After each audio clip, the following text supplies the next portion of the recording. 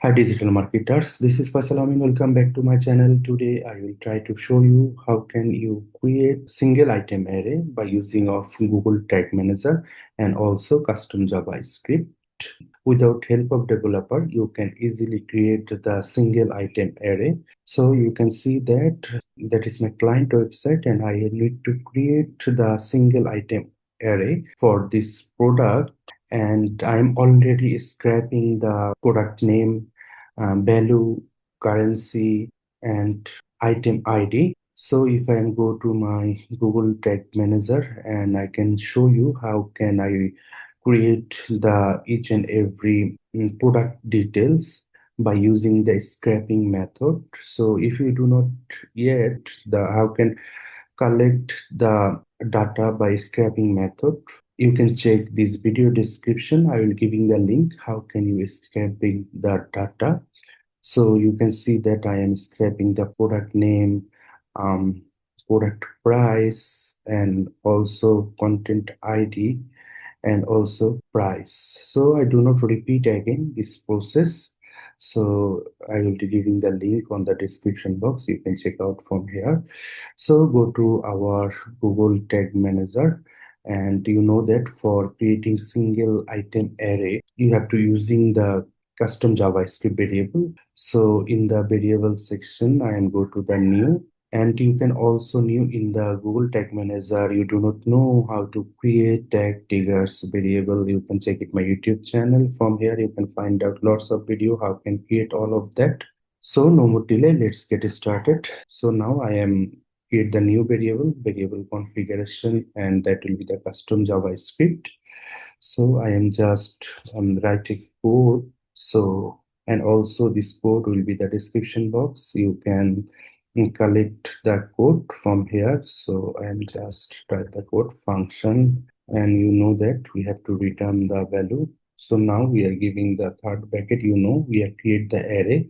So for the array, you have to put the third bracket, and in the array, we have to create the all product information. So one by one, we have to adding our product details, that is the single, so that we are following the GA4 schema.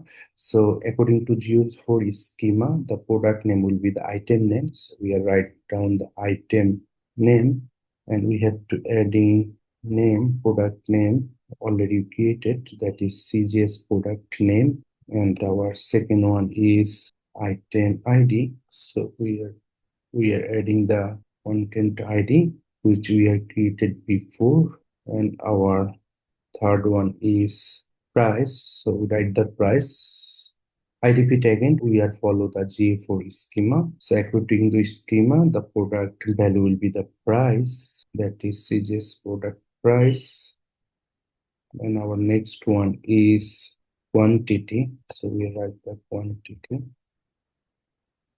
So for that we are only giving the one, because if we go to our single product page, that is the also the landing page for individual product. So here I do not find out any quantity. So I'm just adding the one on it. And item category, I do not find out in the details. So I do not provide on it. So I'm done it, just I'm giving the variable name, that is CGS single product array. So save it and submit it, publish it, skip. So back to workspace to testing, you can see that our single product array show in our tag assistant node. So go to preview and connect the website. We have picked the different product. So buy it now, tag assistant in the form submit, go to the variable. Here you can see that CGS single product array. We have to create on it item name, item ID, price, and quantity. And we can easily use this array for our tracking process. I hope you can understand. So we are successfully create single product array by using custom JavaScript in Google Tag Manager without help of any developer. So the all resource and code will be the description box. Thanks for watching this video. I will see you in the next video with a new topic. Thank you.